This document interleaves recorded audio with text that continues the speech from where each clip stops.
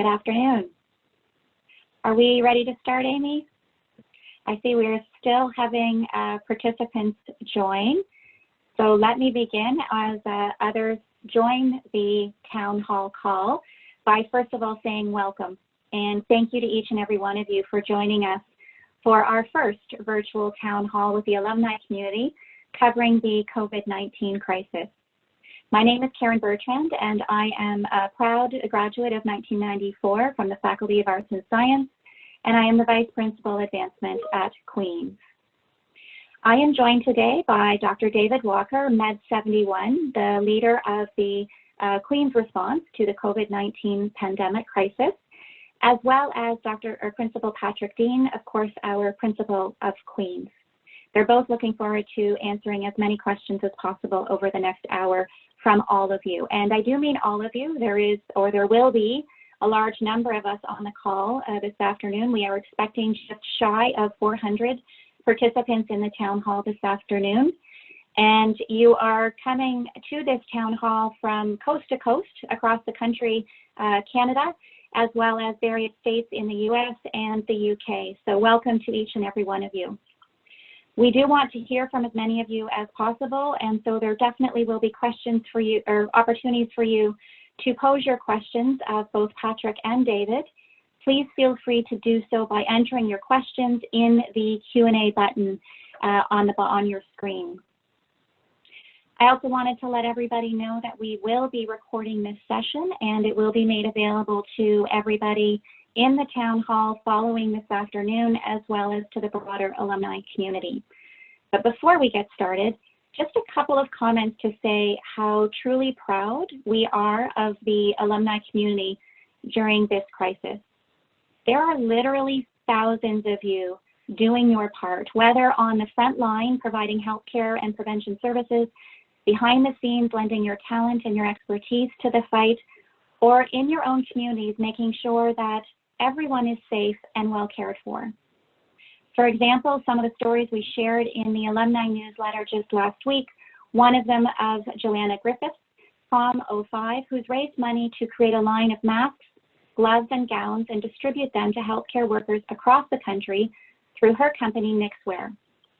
There was also a story of Hussein Malu, ArtSci 06, who's launched a virtual telehealth service called Purpose Med that lets people get the medical advice they need without having to physically visit a doctor's office or emergency room. Joanna and Hussein are just two examples among many. There will be more that we share through our social media channels in the coming weeks and months, and we encourage you to watch for those stories. For today, simply know that we are truly grateful for everything you are doing. And without further ado, I would like to introduce you to Principal Patrick Deane.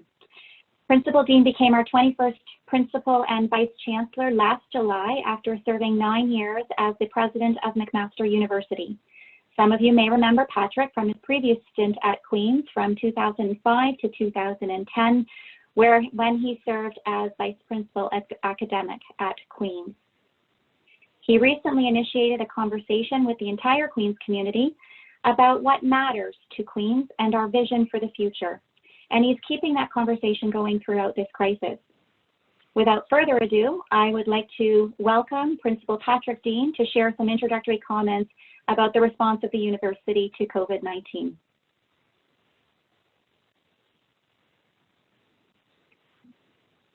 To be with you today. This is an extraordinary set of circumstances in which the university finds itself, and I think it's wonderful that we've been able to reach out to our alumni to talk about the situation and to at least bring you up to date on the situation in Kingston and at our campus in England. Karen mentioned I have been around, I've been in the academy for over 35 years, and I cannot remember a set of circumstances quite like this. Every day brings new challenges as well as new opportunities. And a great many concerns that the university's worked very hard to address. I remember the first inkling that we were facing a challenge had to do with students abroad, as we began to hear in January that there would be students in China who would be having trouble getting home. And then our concern moved from the situation of our students abroad, to getting them home, and then to dealing with the challenges as the virus entered Canadian consciousness and Canadian geographical territory, and our university and its day-to-day concerns. Things moved remarkably quickly, so much so that in early March, the students went home, and the task that we undertook was to ensure, as far as possible, that the students could conclude their year, that courses could continue to be taught through remote and online means, and that students could finish off their courses and complete the current year's academic study. And I think what the university achieved there was quite remarkable. In a very short space of time, we took a week to essentially retool and remount all our programs and courses. Now we face another set of challenges. The students are winding up their exams. The exams are taking different forms, and we're beginning to think about the future, both the near future, the middle term, and the longer term. And those are eliciting, I think, very helpful and interesting discussions on campus. There's some immediate challenges. What do we do about convocation? Convocation is vitally important to our students and to their families. We can confer degrees without having people physically in one place. On the other hand, the traditional convocation is a very, very cherished ceremony and end to every student's career. So we're looking at ways in which we can certainly provide a sense of finality for students who are graduating this year, and then in the longer term, provide them with a more traditional in-person kind of experience. All of this is just to say we've managed, I think, to keep the university in a strong position to look after the needs of our students, to continue to do the work that is fundamental to our institution, notwithstanding our province being in an emergency condition. There's a huge debt of gratitude owed to every member of our community. Karen thanked our alumni. All of you have contributed in extraordinary ways. The community on campus has really pulled together and achieved something quite remarkable over these last couple of months. The students, the staff, the faculty, and an extraordinary number of people on the front line who are still on campus, even though most of us are working from home. Those people have made an amazing contribution.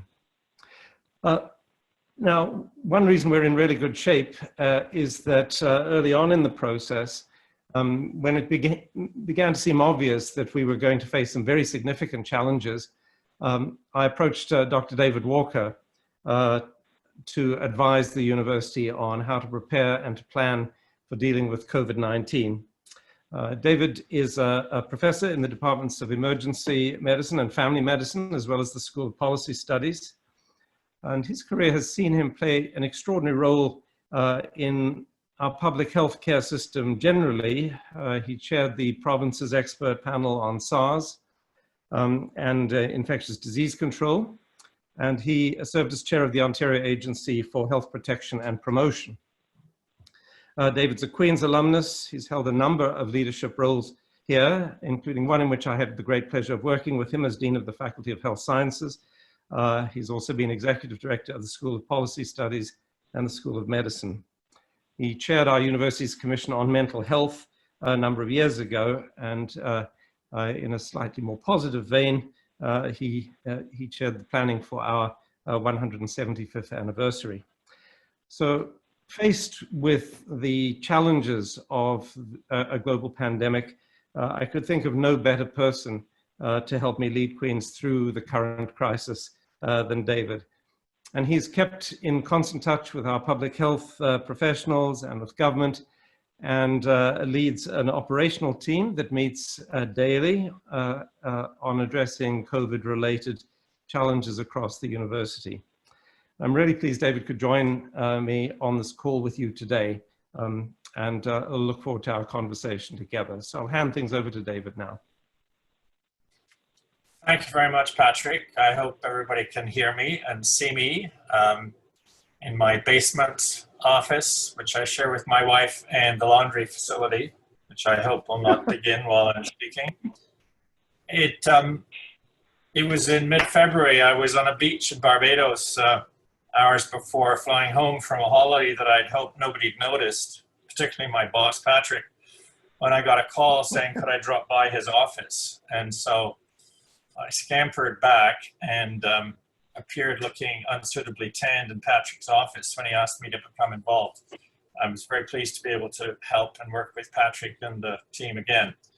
Of course, Queen's had been active since January in preparing for what was unfolding. And since then, we've been very busy initially sedating and securing the institution, its members, our community, and simultaneously planning for reanimating Queen's in ways old and new, challenged by the irreducible uncertainty of circumstances day to day. My experience with SARS leads me to believe that Canadian society was far better prepared than pre-SARS, although not as well prepared as we might have been. Society and our governments tend to think in the immediate and near future and tend to downplay the low risk, very high impact issues, preferring perhaps to be preoccupied with higher risk, low impact ones. Since January, Queen's and Kingston has reacted fairly quickly. And so far, it would seem very effectively. We're helped enormously by, as Patrick mentioned, our very close relationship with public health. Our medical officer of health, Kieran Moore, is a full professor at Queen's and a member of my Department of Emergency Medicine, actually. And he's a highly involved faculty member. And he and his colleagues assist us in our decision-making daily and when needed by the hour or the minute, and are intricately involved in everything that we do. The principal has an incident command structure that, in my opinion, is very effective. We meet each morning with public health involved, and then I chair the operations working group Patrick mentioned every day. And once weekly, we expand it to include our partner institutions, the hospitals, Lawrence College, RMC, the City of Kingston, along, most importantly, I think, with our rector and the presidents of our AMS and SGPS, and many others. As you may know, we've moved our classes and exams to alternate and distance delivery, depopulated residences, we've modified graduate and research programs, but maintained remote access to library services, and for those nearby, access to student wellness, now mostly delivered virtually, as in other healthcare delivery. Michael Fraser's group has been utilizing multiple methods of communication, internal and external. We created a dedicated and some subsidiary COVID websites to share information, which are linked to authoritative resources. Many Queen's experts have been active and sought after in the media, and we created a COVID info email address, monitored 24/7 almost, with queries being responded to or passed along for response. Trends in those questions are converted into frequently asked questions and answers on our website. We've worked very hard with our hospital sector. We provided the Donald Gordon Center for healthcare workers who needed a bed to sleep in, who wished to protect their families. We've identified hospital overflow capacity in residents if necessary. We've worked with the city and St. Lawrence College to provide residential capacity for the homeless as the shelters became closed. And we scoured our labs for personal protective equipment and provided thousands of these items to our hospitals. And we funneled personal protective equipment from international alumni also into our hospitals. Kingston is fairly lucky at the moment. We've created up to 1,000 additional bed capacity to be mobilized as needed. And currently, the Kingston Health Sciences Center has 200 open beds. And as of today, no patients with COVID in a hospital in Kingston. On the research front, Kim Woodhouse has challenged our research groups to create solutions to wicked problems, ranging from ventilator creation, robot use, all the way to addressing social and economic challenges imposed by COVID. Mark Green and Donna Janiak are leading a process of tiger teams, modeling in various subgroups, program delivery and content across the complexity of undergrad, accredited, second entry, and graduate programs, all within the residential university. I have to say, every member of the university community has come together, albeit virtually in most cases now, with remarkable energy and commitment.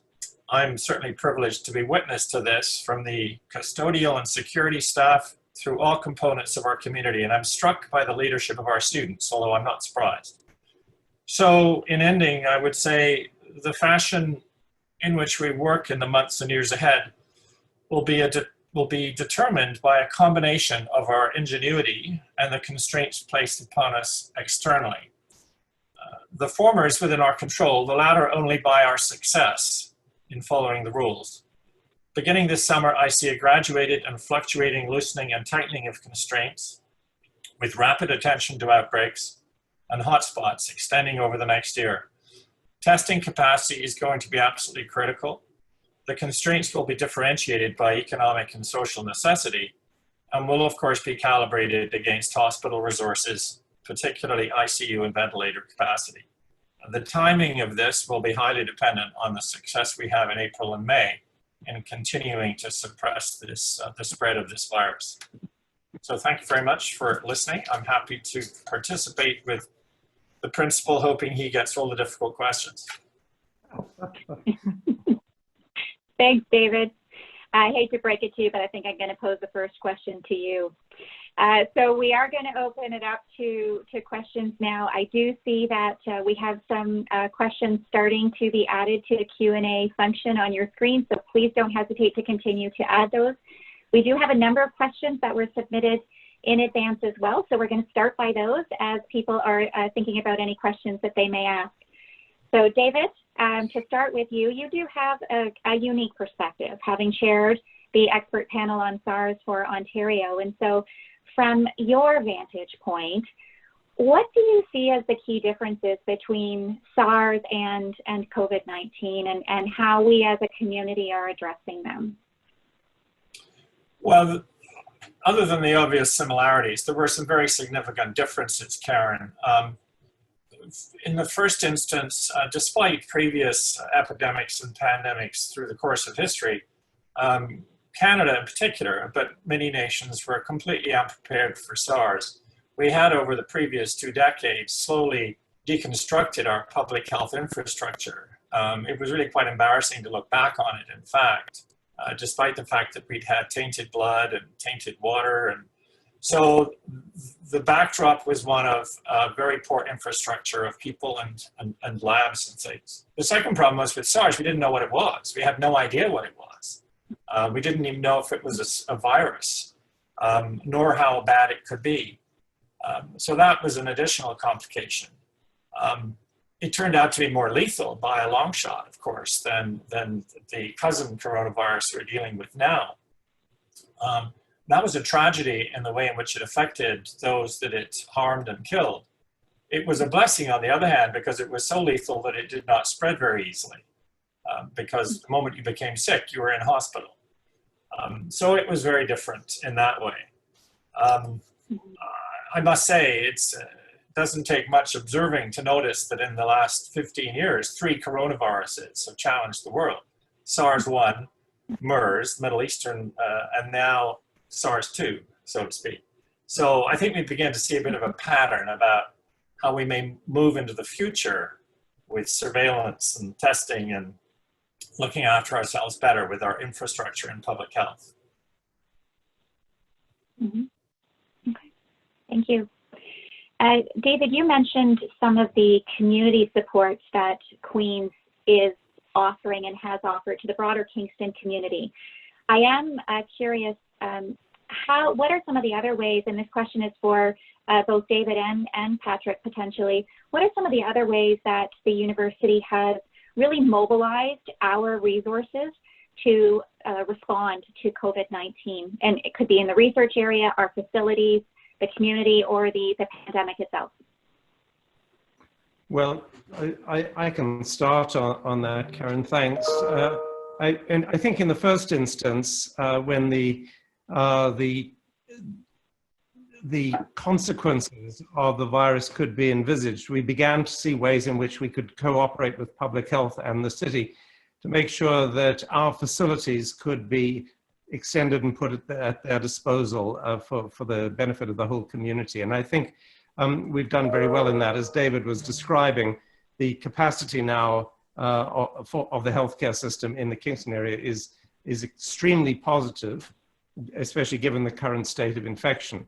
And it's been a pleasure for us to do that, and also to provide, as David said, the Donald Gordon Center for Healthcare Workers too. So all of that has been straightforward and obvious. And then, of course, the next tier of engagement with the virus challenge is through our research, and also through the mobilizing of the talent and inventiveness of this university community in developing solutions. I mean, a very high profile one, for example, is the new initiative undertaken by our Nobel Prize winner, Art MacDonald, to develop portable, small, and relatively easily producible ventilators in large numbers. And there Art has used his network of physicists around the world, particularly in Italy, where he has, of course, very significant academic partnerships, to come together on the design and also the manufacture of these new ventilators. So I think that is a remarkable indication of the way in which the academic talent, the research talent of the institution can translate into immediate benefits, not just for our local community, but very broadly for the country and the world, potentially. Mm-hmm. David might want to add to. Yeah, I would say, I must say I was struck by the very rapid and very effective integration of the various institutions in Kingston, the close ties with RMC and St. Lawrence College and the city and the hospital sector was quite remarkable. And one of our earlier challenges was the fact that Medical Officer of Health felt that he was going to have to close the shelters for the homeless. They were quite inappropriate for this setting, quite inappropriate perhaps for any setting, but the fact that many homeless people would sleep in the same room in a shelter was clearly very dangerous. And it was not just days, but it was within hours that solutions began to come forward from Queen's working with St. Lawrence, hospital sector and others. It was really very dramatic to watch and very gratifying. And people worked tirelessly. To follow Patrick's words about research, Kim Woodhouse, VP Research, engaged very quickly with the research community at Queen's to assess their ability to undertake SARS-CoV-2 research and knowledge mobilization. And within days, 90 researchers or research groups responded to this competition with all sorts of ideas. And of course, as you may know, there is now considerable research funding that is orienting itself toward, or has been oriented towards, research in this area. And so the VPR office, the Office of Research Services, is connecting these research funding opportunities to these wonderful ideas for dealing with wicked issues. We've been leveraging our expertise in artificial intelligence and computer modeling for pandemic understanding. We found across the humanities, those who study the long-term and short-term impacts of pandemics on society. So we're looking into that sort of thing in the digital workplace all the way through to Indigenous communities. Our clinical trials group continues to work. Our biomedical research facility has features which will position it well for collaborative research on treatment and vaccine development. You may have read that Queen's engineers are participating in the Code Life Ventilator Challenge, started by the Montreal General Hospital Foundation. They first looked at 1,000 designs and then cut it down to, I think, 100, and Queen's is in the top 65 now in that competition. And we're even competing with microbreweries downtown to make sterilizer for the hospitals. So we're engaged in a variety of activities in the research front as well. Karen, could I just say a few words about? Could I just say a few words about our orientation to the community generally? So in the months before the virus hit, we've had some extremely positive discussions on campus about the role of Queen's in our community. And one of the things I would say about the crisis is that it has deepened those connections and it's important for us to think about where we will be when we come out of the other end of this crisis. And I hope that what we remember is how important those connections are, and how important it is to maintain all those positive connections between the university, the city, social agencies in the city, everybody who's concerned with making the quality of life in Kingston as good as it can be. Mm-hmm. Great, thank you. So we have questions certainly starting to come in, and there is a theme of a set of questions, both in the questions right now as well as the advanced questions, about the fall and about our preparation for the new semester in the fall and the 2020-21 academic year. So can you talk a little bit about how we're planning for September, and even comment on what is some of the evidence or the information that we will use in order to inform our eventual decisions? Well, I think in the first instance, whatever decision we make will be closely tied to what we learn from our public health authorities about the likely trajectory of the disease. And I'll turn to David to talk about that, because he's very well informed and is very thoughtful about the possible conditions that we might be working with in the future. I mean, clearly, you know, we're working with a number of scenarios. We have these working groups that David alluded to. We have a steering committee which is charged with, in fact, exploring all the different dimensions of the challenges we face. And, you know, one of the obvious ones is, what will the fall look like? What part of our normal activities in the fall will we be able to offer?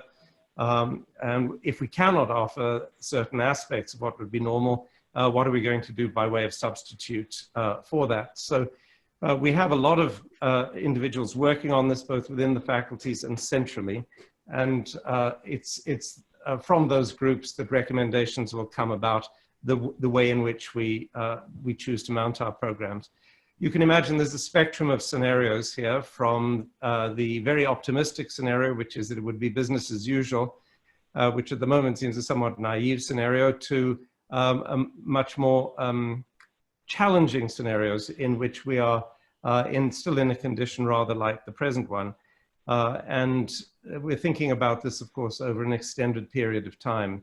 So part of the challenge is not just to identify what the decision point is, but what kind of provision we'll make for a fall in which the unpredictable will have to be taken account of, the possibility of another flare-up, for example. We're going to have to prepare ourselves not only to do things differently, but to change what we're doing in response to circumstances. It's immensely complex to model this. And as I say, everything will depend on what the projections are from a health point of view. So perhaps I'll hand over to David there, and he can offer some thoughts. So yes, it's, it's the ultimate in crystal ball gazing on a very unstable platform, which makes for some very, very heavy duty but exciting thinking. In the first instance, to talk about the public health piece of it, I alluded to the fact that Kingston and region is in a bit of a bubble. We have only had 55 positive cases in this population of around somewhere between 250 and 300,000 people. Notwithstanding the fact that outside those borders, there have been some tragedies in particularly long-term care facilities to the east and the west of us. But we only have had 55 cases, of whom 45 have recovered fully, and none are in hospital at the moment. So that means our first wave has been very muted. So the suppression of social activity has been highly effective, which of course, you always wonder when the first period of a hockey game is really dull, something's going to happen. So clearly society will not be able to tolerate this degree of physical and social suppression forever. And what will normally happen in a pandemic like this is that as we slowly release these constraints, then we see another wave. The second period arrives, which may be more challenging. And whether that's in May and June or August and September is unclear. We have to be prepared for a second wave, just as we have to be prepared for subsequent waves as we move through this next year or two. The exercise we are undertaking, of course, we often forget, is not to avoid us getting this illness. It's to avoid us getting it all at once. And so if we have successfully in Canada and in this region muted this first wave, then we can manage the consequences of this beyond that with massively increased numbers and speed of testing, and then tracing those who are positive, isolating them. We must remember that the stats show that 96% of people who get this illness have a mild illness. Many, in fact, don't even know they've had it. And that is particularly true of the younger generations. The vulnerable we know are those very frail elderly people in nursing homes. And of course, in this region, we worry about our penitentiaries, where we have thousands of offenders in prison. So what will happen in the fall, we have to recognize also, is we don't just have one program, we have multiple programs at the undergraduate level, the graduate level. We have accredited, regulated programs like mine in medicine and in nursing and in engineering and law. So there's a myriad of programs of different natures that will have different pedagogy and different opportunities for modification and different regulatory rules that we need to adhere to. So I think it's going to be a very complex process, and it is calibrated in time by what you're allowed to do, what we can do, and how we can implement a return toward fuller activity. The modulating will be a calibration against, in Canada and in Kingston, against the healthcare resources that we have available. In the end, all of this is calibrated against ICU capability. How many ICU beds and how many ventilators? And that's the calibration point. And if we can maintain capacity at that end, then we can see expansion of our social mobility and ability to do more than we are doing now. So that's a very vague answer to a very concrete question. But suffice to say that from my perch, Queen's has got, I think, a model for just about everything we could possibly think of, and then it'll be applied and disapplied or reapplied depending on the circumstances. Awesome. Thank you. David, you talk about the crystal ball that we're looking into for the future on an unstable perch, but Patrick, from your perspective, has the response of Queen's been typical compared to other Ontario universities? And there's another question coming from the registrants as to whether or not the Ontario universities are working together in any capacity as we're thinking about the fall. Well, thanks, Karen. Those are very good questions. We're all in touch with our sister institutions at many levels. I meet with the executive heads of all the other provincial and national institutions.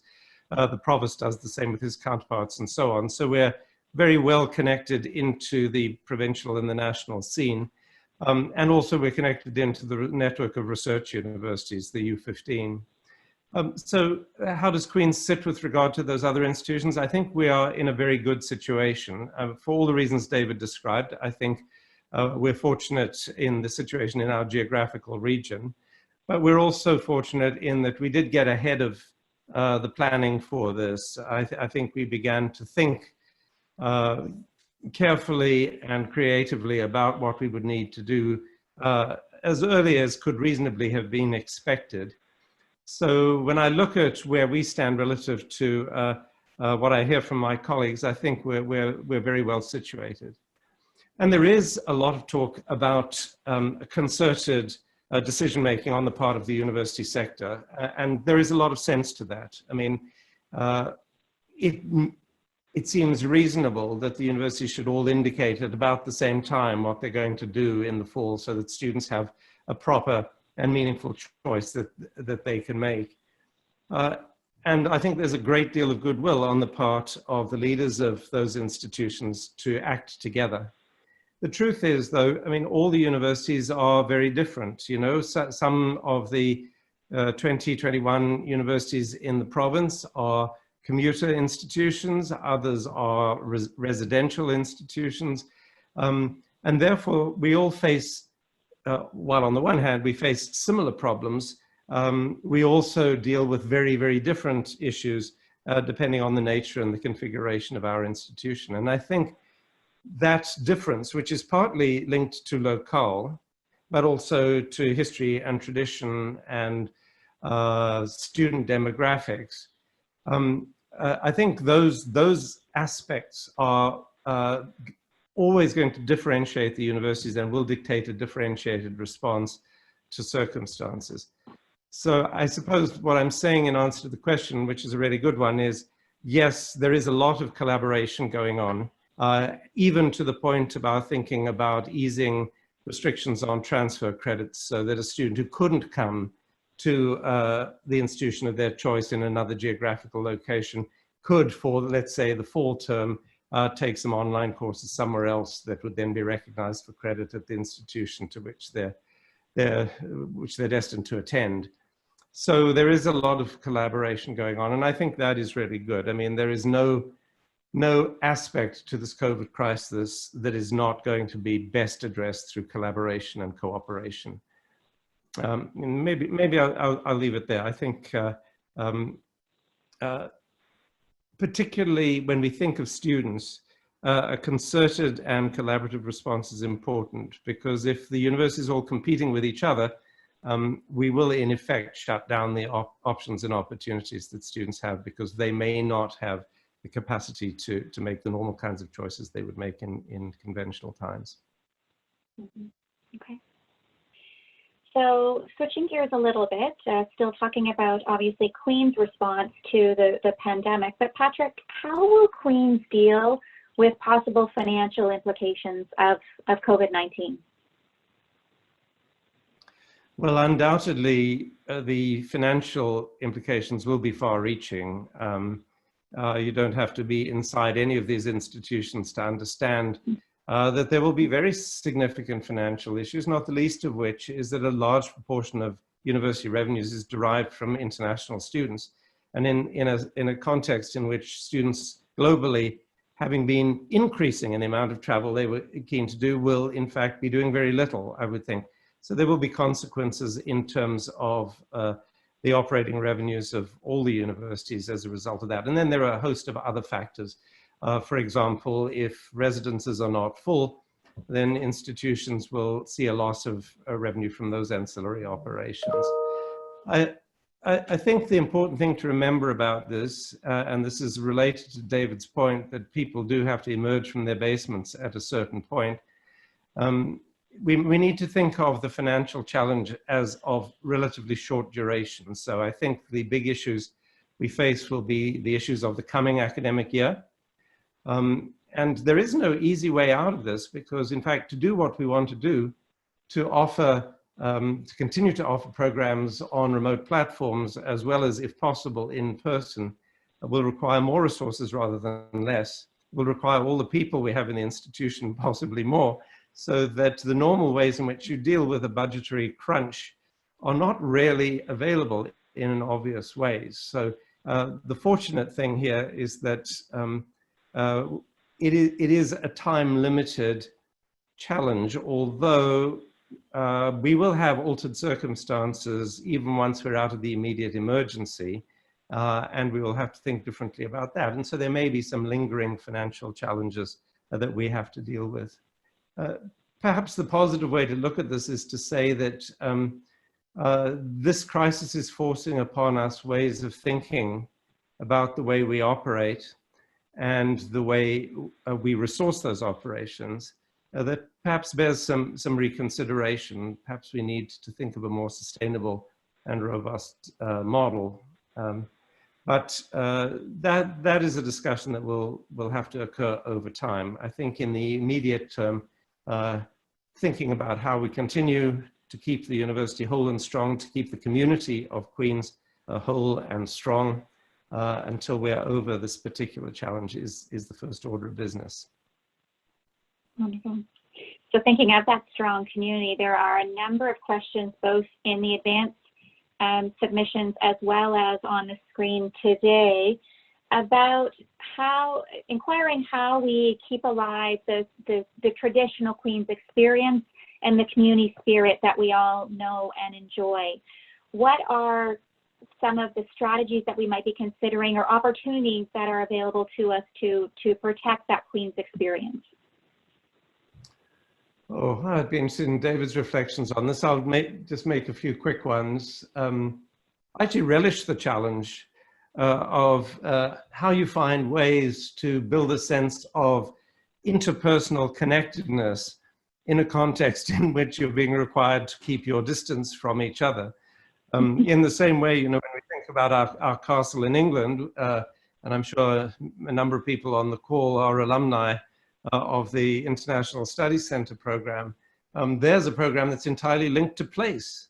So if you are forced for a period to offer those courses remotely, what does that look like? How do you give a sense of place when you're not in that place? So this is an interesting conundrum we face in the short term. I would say we're very fortunate in having technology of the sophistication that we currently are able to employ, which does enable you to bring people together when they cannot do so physically. And so we will look for, I think, if we're forced to virtual means of achieving many of the important social gatherings of the universities. So obviously, you know, I mentioned convocation earlier on. We will make sure people have an in-person opportunity to graduate as is part of our tradition. But it may be perfectly possible to commemorate the end of an academic year or term through some kind of virtual means or other, and we will do that. I think the key thing will be to find means of retaining and nurturing our sense of community, because that is historically the great strength of our institution. Its cohesiveness, its identity, linked to its traditions, and its its attitude of mutual support amongst the members of the community. So, David, do you have any thoughts about this? Well, it's certainly something we talk about a lot. I must admit, I tend to be an optimist, and that optimism is fed by, for example, our conversations with our student leaders, who remind us that despite many attempts maybe to slightly mute the Queen's experience in various ways, so we've never been successful in doing that, and I doubt very much that COVID will succeed when others have failed. Yes, I think as you said, Patrick, the COVID experience is time limited. I mean, it will be a year or two. We don't know whether vaccines will be successful. We do know that there will be antivirals and other ways to treat. We do know that increasingly we will see more and more people who have had this infection and are probably immune. I fully expect and warned you that there would be a handful of people at homecoming, even though we won't necessarily have homecoming, choosing to have a beer on the streets of on Aberdeen Street. So I think it's a matter that we need to think of very carefully. What is it that makes a Queen's experience special, and how can we bridge and during that bridging maintain and enhance that experience whilst we move to a future where Queen's brand and Queen's experience is as good, if not better than it was before. But I have no doubt that we will succeed in that regard. It may take forms that we hadn't thought of yet, but judging from our students, there's no lack of enthusiasm for what they see in the mid to longer future. So I'm optimistic. David, I'm going to quote you now. You said in one of our morning meetings over the last few days, Queens will still be Queens at the end of this. So that spirit will endure, which was something, yeah. David, I have a question for you from one of the attendees today, and that is, how is herd immunity achieved, and how does that contribute to resolving the problem? Well, the infections like this, this one is a very sneaky virus. It's virus is, you know, as people know, animal populations have viruses just like humans do, but most of the time they stay where they are. When they do transmit to humans, usually it's a one-off. The ability to jump to a human is one trick, which they have to learn genetically, and then the ability to go from human to human is another one. So this virus is being quite successful. Not only that, it is being successful because it's quite easy to catch because many people have it with very mild symptoms, and so they transmit it easily. I think many alumni will be familiar with the R naught concept, that how many people will one infected person infect? Measles being the worst case scenario. And with this virus, it seems to be somewhere around 3 in an unsuppressed situation, with a turnaround time of 4 or 5 days. And if 1 goes to 3, 3 goes to 9, 9 goes to 27, you can see how it multiplies so fast. So the herd immunity concept is that if one person gives it to 3, but one of those 3 are already immune, then it can only give it to 2. And if 2 of those people have already had it, then it can only give it to 1. So very quickly, you can see immunity building up in the community, and the spreadability of the virus shrinks dramatically. You can provide immunity by vaccine as well. Generally speaking, you'd like to have at least a third, if not half your population immune. When we vaccinate our children, we say for measles, which is the most infectious of all, you really want to have 95% herd immunity. So that's what we're looking for. We're looking in the course of the next 2 years to have people become immune to this so that its spreadability has become minimal by either having it or getting a vaccine, and allowing that process to occur in as safe a fashion as possible by slowing it down. So that those tragic situations, that 4% who get very sick, have access to healthcare resources and capacity. Okay. So continuing with this just a little bit, David, can you comment on what the process might be of relaxing some of the restrictions as we're developing that herd immunity, and what some other alternatives might be to the circumstances we find ourselves in right now for public safety as we move to that herd immunity? Well, again, one has to speculate to some extent, and I'm not an expert in all this, but I think we will see governments recognizing that we are balancing the health of our population against the health of our economy. And it's a teeter-totter.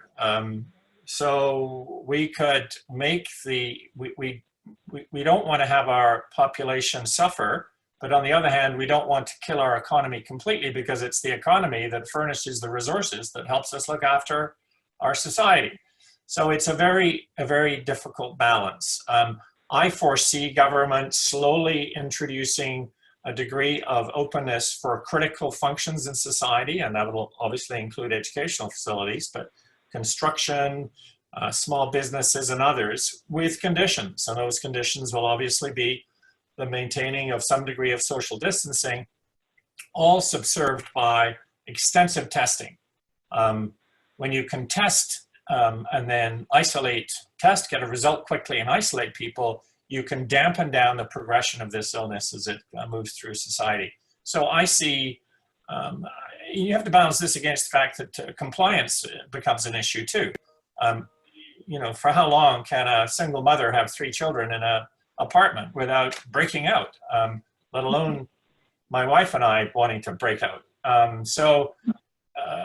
I think we have to be reasonable. I believe firmly that as April turns into May, we need to be encouraged to get outside and work off some of those pounds we have accumulated sitting here eating. So I see a progression. It'll be modulated. I think we must expect that we will see some relaxation and then perhaps some tightening, and then relaxation and tightening as we move slowly through this. And that's where September in Kingston becomes tricky, because we're not quite sure where we'll be in that sine wave up and down. Mm-hmm. Mm-hmm. Patrick, did I see you trying to get in there? No, I'm good. I think David covered that very well. Okay, thank you. Thanks, David. Patrick, this may be, I'm conscious of the time, so it is possible that this will be the final question, but we focus a lot, naturally, on the negative aspects of COVID-19, and that, as I said, is certainly completely understandable. Do you think, though, that there are any positive opportunities for Queen's and for its students coming out of this pandemic? Oh, yes. In fact, I think it's really important for us to keep our eye on those kind of positive outcomes. Universities are always engaged in the process of change and reinvention. And then you periodically have situations such as this one in which there is great pressure for rapid change and rapid flexibility and so on. And an instance like this will push us to do things a bit differently from the way we've done them in the past. I don't think our goal should be, when we come to the end of this crisis, whatever the end looks like in medical terms, just the way we were when we went into it. I think there are lessons to be learned about the way people learn, about the forms in which teaching can occur, about the way you could structure a course of a course of study. There are all kinds of questions like that that we're being forced to confront right now. And think, well, okay, we know how we are habitually inclined to do these things. Are there new ways of thinking about the mission of the university? And you mentioned at the start the conversation, which was started by me in the fall, to talk about our longer term aspirations.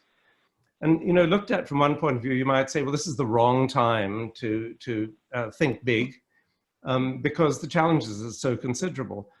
On the other hand, I think it's exactly the time for us to think big and long term, and to think about the lessons we can extrapolate from this. I mean, for example, we've seen illustrations of individuals coming from multiple disciplines to address a common cause, to pool their research knowledge and their ingenuity to come up with a solution that has major benefits to society at large. Now, I mean, however I look at the university, that is the central business of the university, to do such things. We don't typically articulate it in that way, but yes, that's what we're here to do. And the COVID crisis is forcing that in a more intense way upon us. So I think we need to hang on to the lessons of that sort. To think, I mean, we're reminded here that we are institutions supported by the public, for the public good. And here we are forced to concentrate on what is in the public interest and how we can best serve that. That's why I said to you what I did at the beginning about community linkages. Well, so, right now we're cooperating beautifully with St. Lawrence College in the city on addressing community problems. Why would we stop doing that? We should not stop doing that. So I'm very optimistic. I'm like David. I mean, I think, first of all, Queen's will definitely survive, and better and stronger for it. But we will be able to think differently, and there will be some lessons learned in this crisis that I think will stand us in very good stead. So for that reason, the conversation is not on hold. The conversation is very much alive. It just is going to be conducted with a high degree of urgency, given our current situation. Wonderful. Thank you.